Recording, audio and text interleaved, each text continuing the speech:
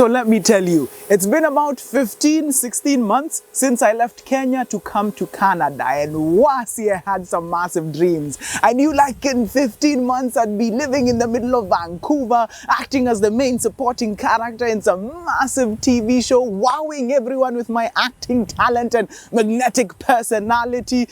And now, 16 months later, all I have to say is, reality got hands and she is swinging. She was like, how simple did you think it was going to be? Anyway, what I've lacked in overnight success, I compensate for in stories and lessons that I've learned along the way. And I welcome you, if you have the time, to come in and listen to these stories and lessons from me, Charlie Karumi, right here on Vibes and Visas. And now to make this thing go up and give me like a dramatic, okay, go up and then back, and then, no, back. There we go. Welcome to Vibes and Visas. Yeah, that looks good.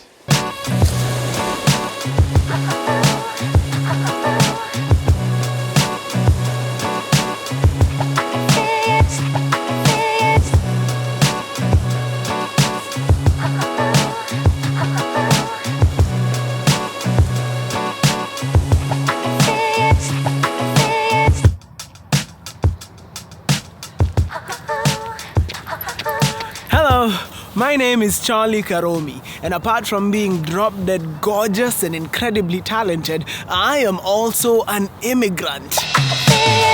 You see, in 2022, I packed up my bags and left my home country of Kenya to a country I'd never been to before. For adventure, for opportunity, for meh, why not?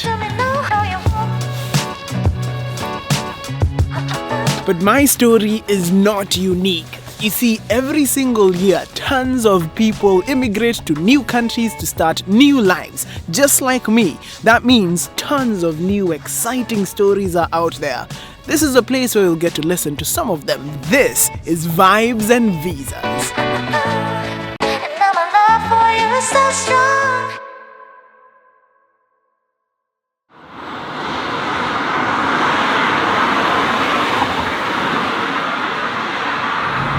So I've actually been meaning to do this episode for a while now, for several reasons. A, for like a proof of life, status update sort of thing. For anyone who was thinking, hey, now where did Charlie Karumi go? This is the episode for them. Another reason is because I feel like I have so many, okay, someone's not doing the speed limit. What? Another reason is because I feel like I have so many thoughts stuck in my head that if I don't start talking about them, I will go mad.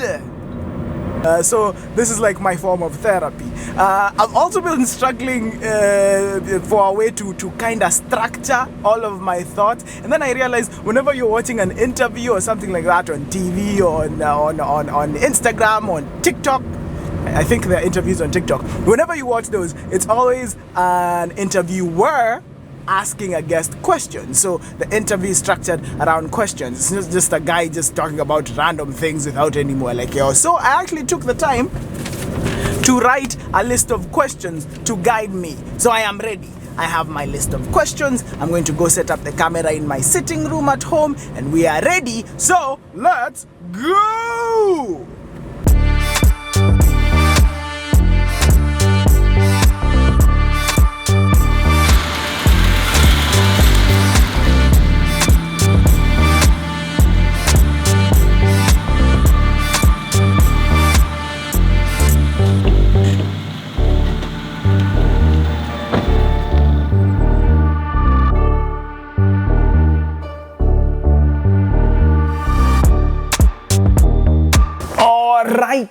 I am on set. I have my list of questions, and so we can begin. Now, if you're a fan of Vibes and Visas, you know how we start each and every single episode.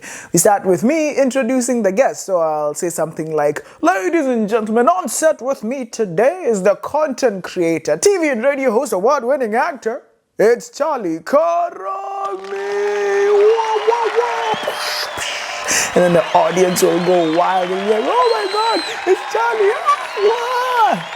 Like hyperventilation and fainting all around.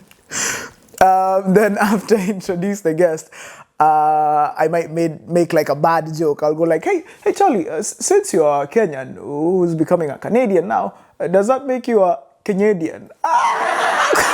And then again, the crowd goes wild. They're like, my God, it's so funny. Hyperventilation, fainting all around. And then after all the shenanigans, though, we'll get down to the questions. And the first question, the very first question that I will ask the guest, the one that will set the tone for the entire interview is this one. Why did you come here? What was your mission when you moved all the way to Canada? Why did I come here? Charlie Karumi came to Canada to follow his dreams of becoming a movie star. That's the plain and simple. That's it. If the sun is finally coming out, is this just messing with all my settings on camera? Can you still see me? Hopefully. Anyway, question 2. Why make the choice to leave? Life seemed pretty sweet for you back home. Why did you leave? I feel like there's multiple reasons why I left. I think the most general one, if you ask anyone who's known me for a while, I always had somewhere in my head that I would live abroad for a while. You know, when you imagine your life in the future, like, when I grow up, this is what's going to happen. Like the exact details of my life in the future weren't like 100% clear. But one of the things that I knew was that in my mind, at some point, I lived abroad. So, and I don't know, I quickly blame that on the TV shows and movies and everything, like the media that I was exposed to growing up. I feel like this is why Kenyan local films and content are really important, because me being raised on daytime movies and like Disney movies and whatever, like I always saw myself in those characters. And those characters they didn't live in Nairobi or Eldoret or Nakuru. They lived in a place where in Christmas it snowed, or they went snowboarding or whatever. So they lived in those places. So picturing my future, that's what Charlie saw. I didn't see myself living like in Nairobi or Eldoret. So that's one of the reasons. Another of the reasons, I felt like there was a timer on my career. And this is classic. I know someone will hear this and go like, oh my God, Charlie, that's classic imposter syndrome. But flow with me. So I was a radio host by the time I was leaving. One of the coolest radio shows on the planet, G Money and Charlie in the Morning on Homeboys Radio. I felt like I wasn't a bad radio host, but I felt like I wasn't getting any better. Like I'd reached the peak of my radio hosting, and I felt like at one point someone would go like, this guy isn't getting any better. Like I had just started being on radio. I wasn't that good. And so if people listen to me, they'd be like, he's only done radio like for 2 or 3 years. He'll get better. I felt like I'd gotten to the end. And I've always had the feeling like what I do best as Charlie is acting. Like my potential as an actor far out potentializes everything else. So yeah, I felt like I needed to go back to acting and to pursue that more in order to become a better actor, in order to live more to my full potential. So, what was the question again? Why make the choice to leave? Yeah, because of all those and other reasons. Those are just like the main ones. That's why I made the decision to leave. Like, I was comfortable. I was... like, thinking back, I had a good life back home. Making the choice to leave, it wasn't like very easy, but as I mentioned, Karumi had always lived abroad in his mind. So question 3. I feel like there should be like an audience, because I feel like at interviews, like during interviews, people feed off the crowd or feed off the interviewer, and then you tell them things, they ask you things. Maybe I should have someone interviewing me. Anyway, a reaction from other people to the news, from the folks, from co-workers, from family. So how people reacted to me telling them I was going to leave. Generally, it was pretty positive. I remember when I told my folks, they were like, "Hiya, I guess," but it was positive. I could tell that they couldn't really understand why, not like fully understand it. And also they were a bit scared, like their baby has always been close to them, like just within the county or something. And now I wanted to go abroad, and yeah, their reaction was positive, but not quite understanding why, and still a bit scared. They were like, yeah, go and pursue what your heart is telling you to pursue. But they were also, I guess they were kind of scared. My mom studied abroad for a while when I was a small kid, and I think she'd seen the difficulty of being an immigrant abroad and living there and trying to work. And I guess that was part of the reason why, and I could see it. They never said it, but I could see she was a bit scared for me. But yeah, from co-workers, from family, I feel like maybe they felt different. My co-workers, it was generally like a positive feeling. It's like, yeah, go. I feel like to some extent, a lot of people are tired of Kenya and they imagine greener pastures anywhere you go. They're like, I don't listen, as long as you're going somewhere where you can make something of yourself and not suffer here with us, go.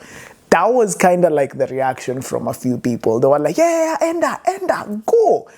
Yeah, because I feel like it's a sense of despair. A lot of people have, a lot of Kenyans have. You feel like things are set up against you. Surviving, not just thriving back home is almost impossible without, I don't know, doing something illegal or having a godfather, or like they always, there's that general feeling. Maybe I'm like, hit me up in the comments. Maybe I'm lying, or maybe I'm misunderstanding, but I feel like there's a general sense of despair with life back home. So if you hear someone has gotten an opportunity to go Maju, sometimes it doesn't even matter what the hell they're going to do. You're just like, my friend, my brother, go. Question number 4, coming over, how did that happen? You moved with your wife. So yeah, the specific details of coming over. So my wife and I made the decision. For her, it was a lot easier. My wife was born in Canada, way back in the day when my mom-in-law was studying here in the 90s. So she was born in Canada, but my wife has lived in Kenya her entire life. So for her, coming over to Canada was easy. It was just like, welcome back home, karibu nyumbani, or whatever. For me, I had to apply for permanent residency. It's like spousal sponsored. So mine took a bit longer. That's why even like my wife came over 4 months before I did. So yeah, we made the decision that to make our settling here a bit smoother, and for especially like because my wife was going to be the first one here, for her to learn the country and get settled, and also to advance her career and her career prospects in Canada. She attended a college here in the city where we live. We live in a city called Courtney, so she attended the North Island College, and yeah, so she came over in January 2022. I came over in July 2022, actually, 6 months later, that's when I came over. So yeah, the specific logistics there, that was it. And it was hectic, it was crazy for us, because in the beginning, our first initial idea was us moving here together, like all together, like packing up our entire life and then moving here, both of us nice and fresh, to hustle it out together. That was the initial idea. But then what happened, because of two things: A, my papers taking a bit longer, and then also B, my folks actually, they gave a bit of advice. They were like, don't you think it's a better idea for one person to go and then the other person is still working here? And then kiumana, if things are difficult, who's working, you can send over some cash, you can support from afar.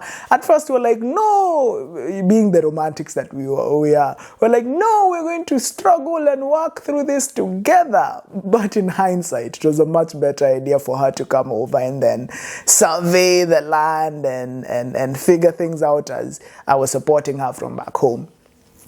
So yeah, that's what happened. Have I answered the question? When my papers did come out, as we were getting closer to July, I had the responsibility of packing up our house and our belongings and our life in Kenya, and then moving us, like selling off some things, giving away other things, moving out of the house and getting our deposit back, which we never did. We ever get our deposit back? No, we didn't get all of it. We did not get Kenyan landlords. Yeah. Anyway, so yeah, it was a huge task, like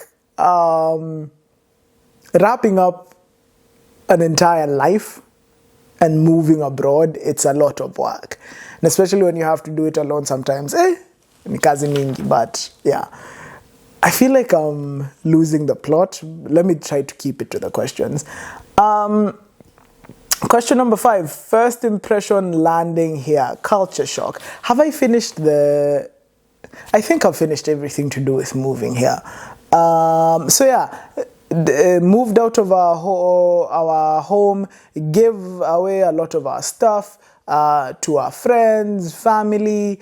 I lived at home in the last week. I think I came over like early July. So in that final week, because I moved out of the house end of July, I moved out of where we used to live in Kikuyu.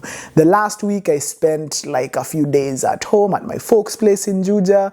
I think I spent a night at a friends of ours on Gong Road. So they hosted. So it was a nice experience. I was a squatter for a month. For about a week, but it was fun. And then the time came for me to leave.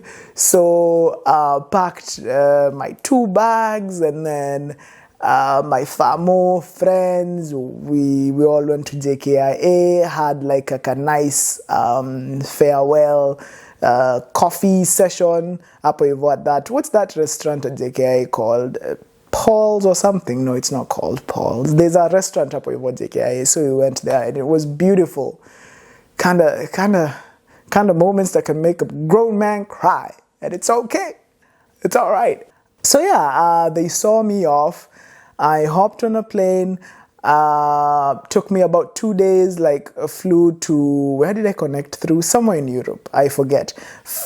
Connected. I think it was Schiphol, Amsterdam, the one in Amsterdam. So flew through there, and then to Vancouver. And then a final flight all the way to Courtney, which leads me to the 5th question. First impression landing here, culture shock. So not a lot of culture shock. I've been abroad before. I've gone abroad for work, SA, Germany, Denmark. I've been a few places. The big difference now was knowing that I was here to stay. And this wasn't just visiting. I was here to stay. Like, this was home now. And that makes you look at a place differently. Like, I was looking around, just noticing how cars are driven on the other side of the road. So I was looking at them like, hiya. So this is the new norm. I'll have to learn how to do that. You see how people are relating to each other. You see how people are existing. And you're like, this is my life now. So there was no culture shock. It was just a realization that this was my culture now. Like, this is my culture now. This is my life now. I remember when I landed in the airport in Vancouver, how I'd booked my flight. I'd booked a flight all the way here because we don't live in Vancouver. We live on Vancouver Island, which is another flight after you can either fly from Vancouver to Vancouver Island, to the city where we're at, or you can take a 2-hour ferry and then drive up like about an hour and a half from the port city. So my final flight was like a cheap flight that I would booked online from Vancouver to here. And it wasn't in the main airport like building, it was in like a sub-airport. It's like, think JKIA and Wilson. I had to take a bus, and I didn't know that at the beginning. So I get there, I'm told, I'm like, oh, where's the terminal for this flight? I'm told, just keep going. I walked I think 15 minutes till the end of the airport. And I still can't find it. I'm told, now you've gotten here, get on a bus and go. And it was I'm like, excuse me, what? So it was me my entire life in 2 suitcases and a backpack, and I'm waiting for a bus, a shuttle from the airport. So it was about 10 minutes. But it wasn't bad, because even in that shuttle to the airport side B, I got a chance to see the road, the layout of the land, of my new home. And as I'm telling you, there's no culture shock. It's just me going guy, this is home now. So I did that.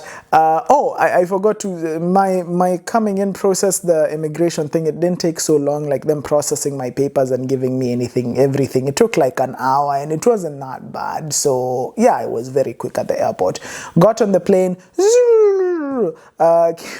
came over, that's the sound of the plane.